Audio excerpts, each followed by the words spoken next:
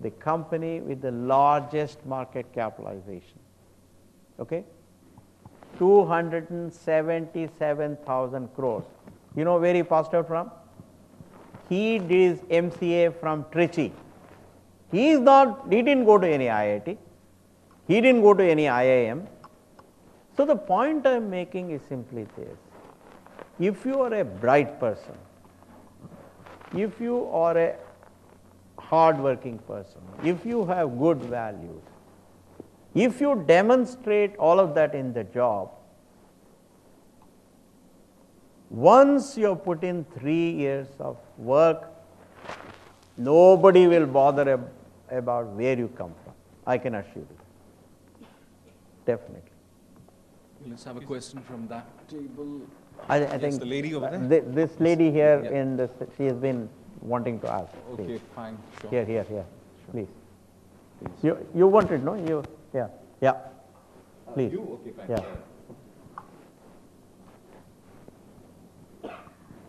Good afternoon, respected and honorable sir. My name is Haley Nanavati and I am from CKSUM Institute of Management.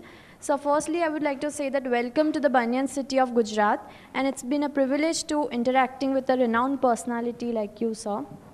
So my question to you is, you had once said that if sacrifice, hard work and deferred gratification make a character, then being God's chosen one is critical to taste success. You even mentioned about deferred gratification today.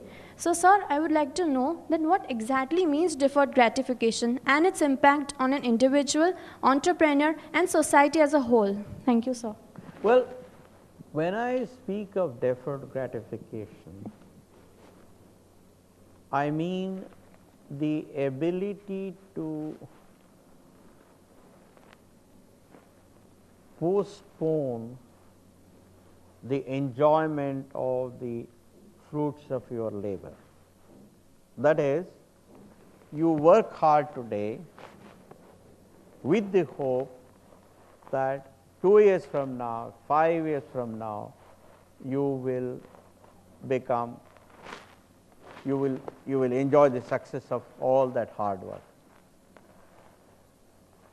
That's what entrepreneurship is all about. Entrepreneurship is all about hard work, sacrifice, being away from loved ones today, in the hope that 5 years from now, 10 years from now, 15 years from now, you would be pretty rich or whatever. You would be successful. All of it. So deferred gratification is the ability to accept the enjoyment of the fruits of your labor at a much later date and putting in a lot of hard work today. Yeah. Okay, the lady over there, because I'd asked her to ask questions. No, now it's a man's turn. Well, we'll have 2 gentlemen after this, Oh, if you allow us, sir. Whatever. No, whatever you say.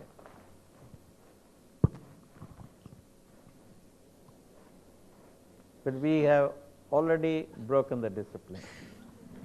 That's the only thing that worries me. Good afternoon, sir. Please. I would like to ask that, sir, you believe, and it's true, that one of the 2 pillars of the cultural value system, that is loyalty towards community, is absent amongst a lot of Indians. What do you think can the youth today, or in fact anybody, do to change this that we have? Thank you. Well, you know, I don't blame the youth. I blame people of my generation. Youth are looking for role models. We need role models of good behavior amongst our politicians, amongst our corporate leaders, amongst our bureaucrats, amongst our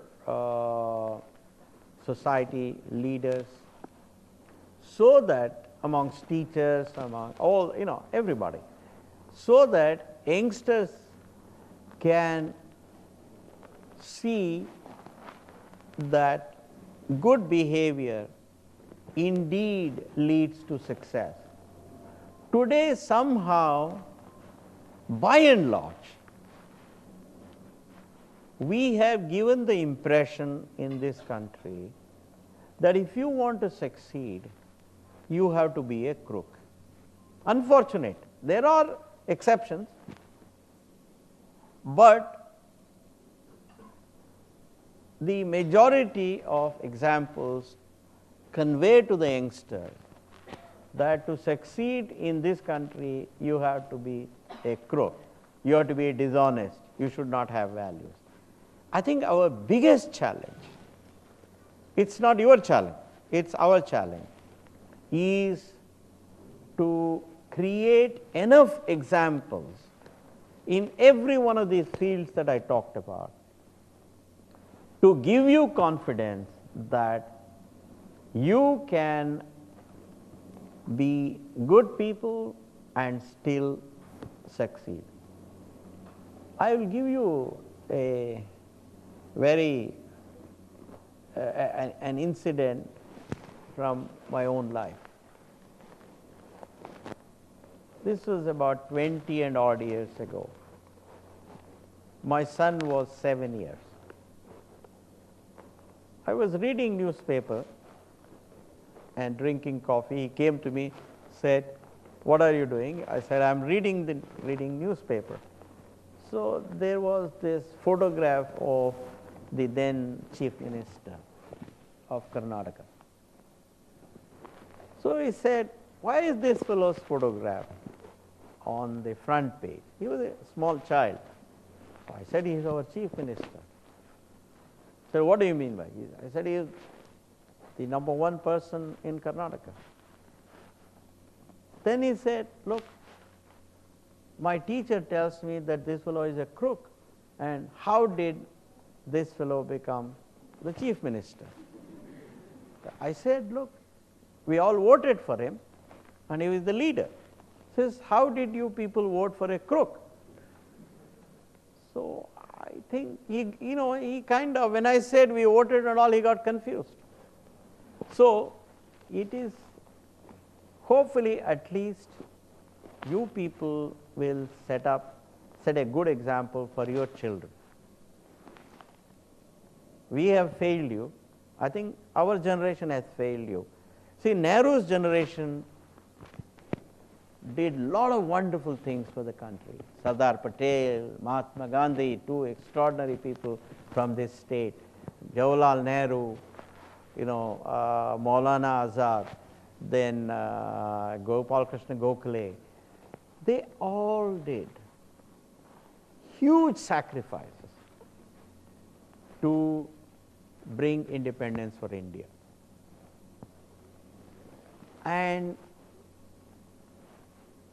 the next generation, that is my generation, somehow didn't live up to their expectations. And therefore we have let you down. That's why people say a civilized society is one where each generation works hard, works smart, works with values to ensure that the next generation is better than they were, that the quality of life for the next generation is better. So therefore, I think our generation has let you people down, but please don't let your children down. But it's interesting, this narrative about our politicians has been continuing on for the past 6 decades. Absolutely. And there's been no change at all. We thought, I remember, as a journalist, I identified, with the Anna cause a lot. I remember when Anna was apolitical at that time, I identified with the cause. Yeah. And I thought things would change. We would create a band of patriots. But, even if the media does 1,000 sting operations about corruptions, things just don't change on the political front. Isn't that depressing? It is. You see, I'll tell you, yesterday I was going to a place in Mumbai. This is in Navi Mumbai. So I was going in a car. Somebody, the organizers had brought the car, so I was sitting. And we passed through the New Bombay Bridge, the toll bridge,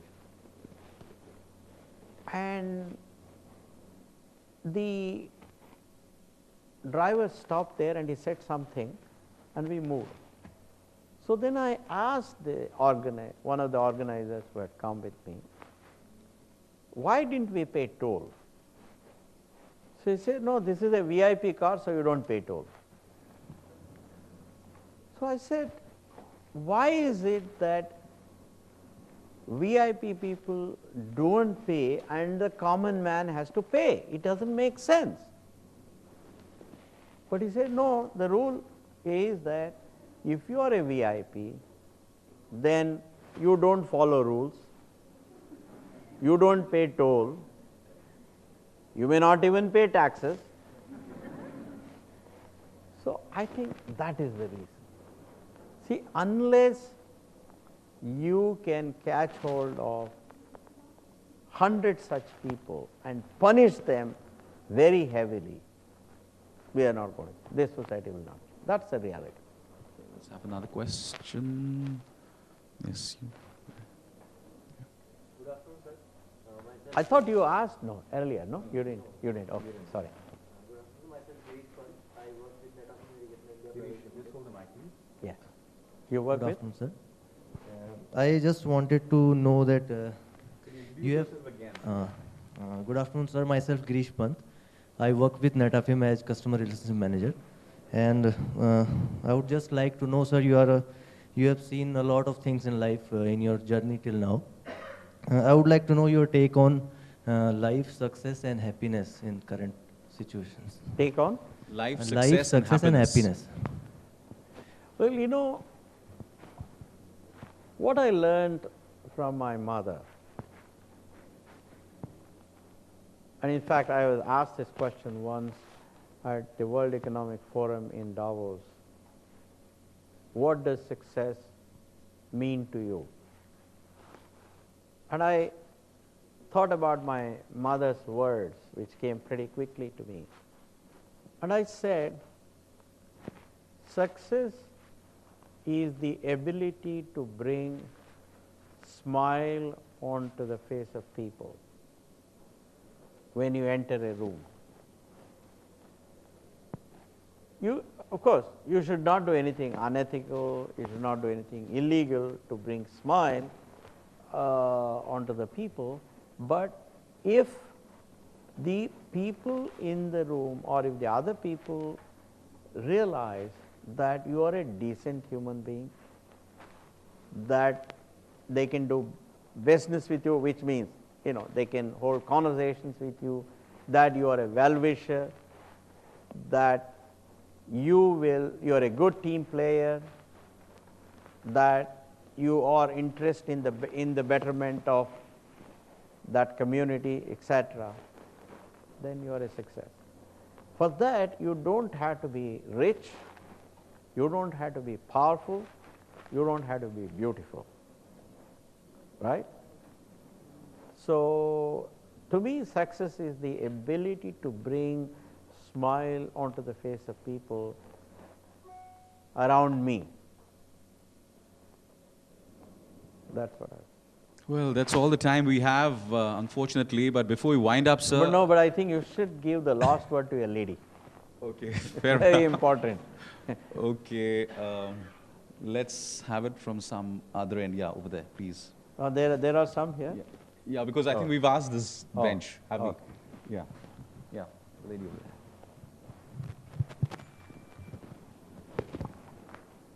Good afternoon, sir.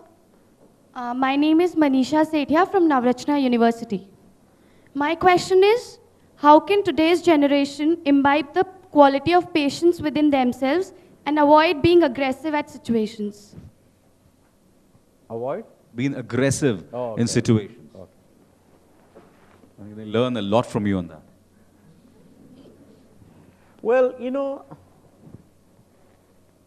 as the society makes more and more progress, as there are more and more opportunities,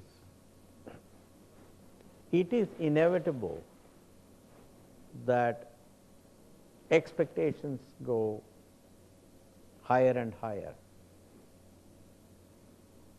Therefore, it is inevitable that people are in a hurry to achieve more and more and more.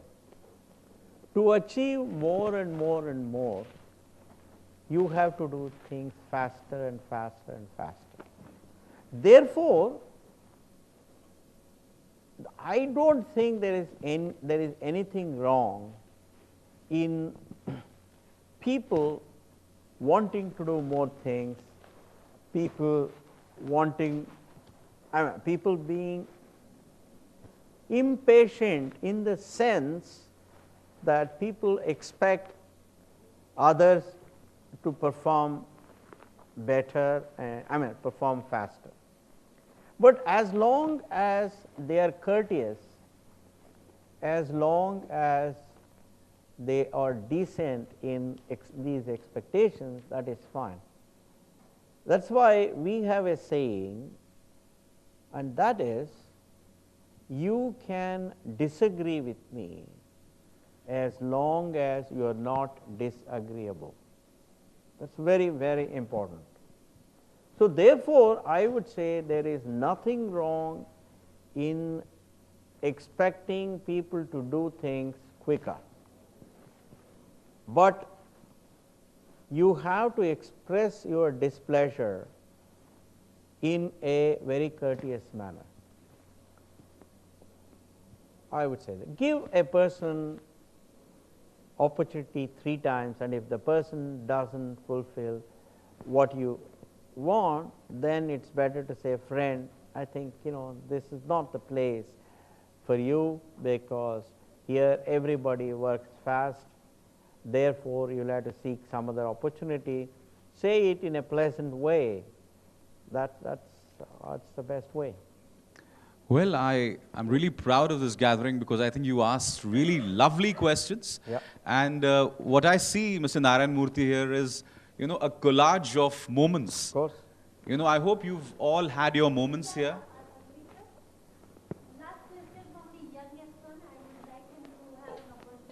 Sure. Sure, if you allow me. Absolutely, Thanks. absolutely. Good afternoon, sir. First of all, frankly speaking, I was waiting to ask you a question. Oh, I'm and sorry. thank you, I got the opportunity. So, sir, my question to you is, what should be the primary aim of people to execute ethics as a virtue today? Well, ethics is,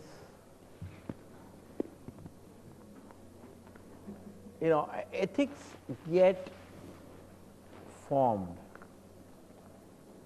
pretty early. It is your parents, it is your teachers that primarily shape how you conduct yourself. Second, the temptations, of course, become bigger and bigger and bigger as you grow and as you become higher. But the ability to resist the temptation comes from the values that you have received from your parents, brothers, sisters at home first, and grandparents, very importantly, and then from your teachers. The impact of teachers starts getting reduced as you go higher and higher and higher. For me, the impact of my primary school teacher was the highest. Next was my high school teachers. That was pretty large. But the impact of my college teachers on me in my values was not much. But the impact of my college teachers on what I learned, what education skills I learned, computer science or electrical engineering, that impact was very high. But impact on my values it was the primary school teacher highest, then the high school teachers, then the college teachers, and of course the highest was my family, my parents, my grandparents, my brothers, sisters, and friends at that stage. So therefore, I think the important thing is, for you are a very small fellow, so I can't talk about you are getting married and having children and all right now, but at least the other people, I would say, please remember it and make sure that your children, your younger brothers, come up, become better than you people. That's what I. And this was a wonderful question. We should give him a big hand. Thanks a lot. Wonderful. Thank you so much, Mr. Narayan Murthy. No, I would also like to pleasure. request you to have a group photograph with the Sure. students here. Absolutely. Thank you. How do we Thank do you that? so much. Where do we do?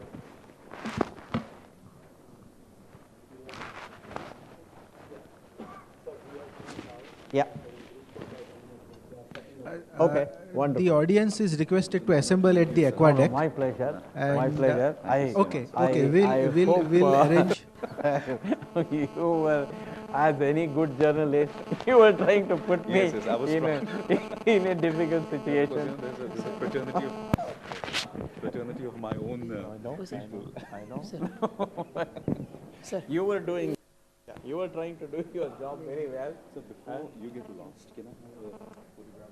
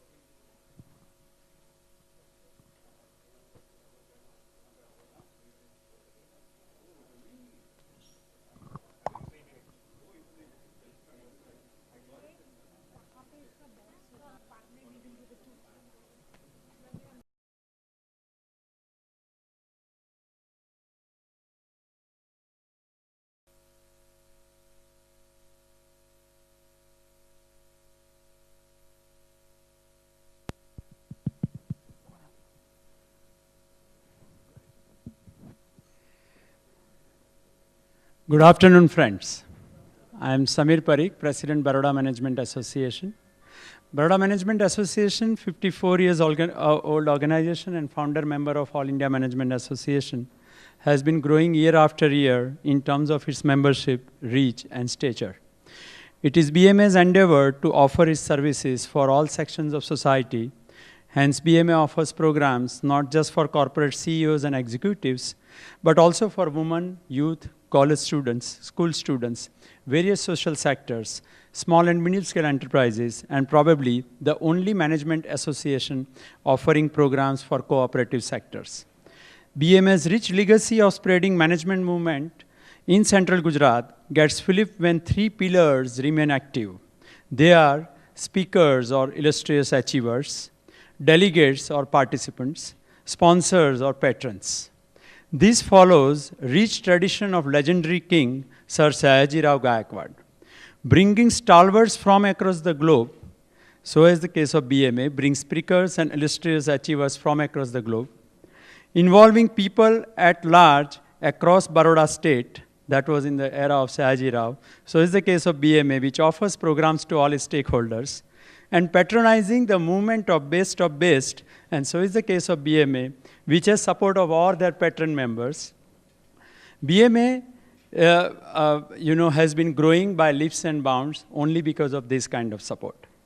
When living legend of our time, Sri Narayan Murthy, kindly accepted our request to receive first Sayaji Ratna Award in a ceremony which is going to take place in next 4 hours in this iconic city of Vadodara, we thought it fit to recognize patron members of BMA whose support have helped this great organization to attain place of pride and excellence. BMA has renovated its office premise, and Sri Murthy is inaugurating this renovated premise today. But BMA has dream of setting up most modern convention center along with modern infrastructure for spreading management movement. I am sure in the coming years, more and more organizations shall come forward to support BMA. Friends, every year, Sayaji Ratna Award winner will have exclusive interaction with patron members, and new patron members shall also be recognized.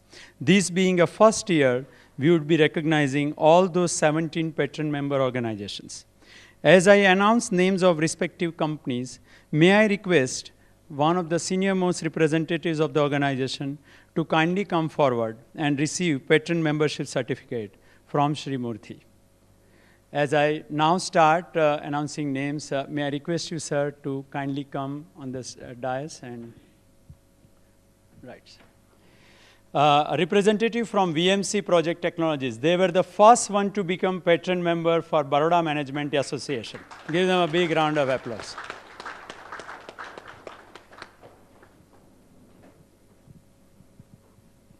Please come.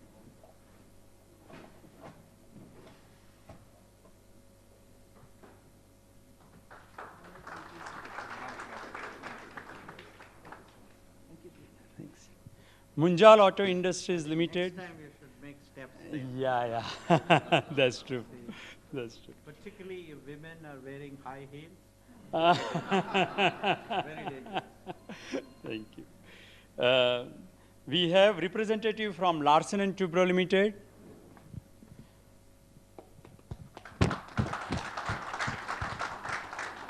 Take from this side. Sir, please come.